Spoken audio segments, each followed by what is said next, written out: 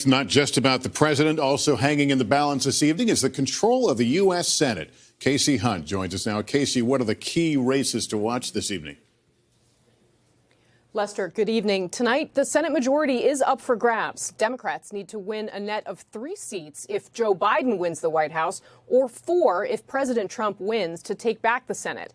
Sources in both parties believe it could all come down to North Carolina, which is one of 4 swing states where Democrats are hoping to win. There is tougher ground for Democrats in a handful of red states like Iowa, where the president won by 9 points in 2016, but where he's now struggling by comparison, and that could hurt Republican Senator Joni Ernst.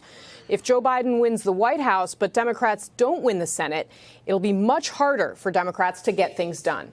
Lester. A lot for us to track tonight. Kasie, thank you very much. Hey, NBC News fans, thanks for checking out our YouTube channel. Subscribe by clicking on that button down here and click on any of the videos over here to watch the latest interviews, show highlights, and digital exclusives.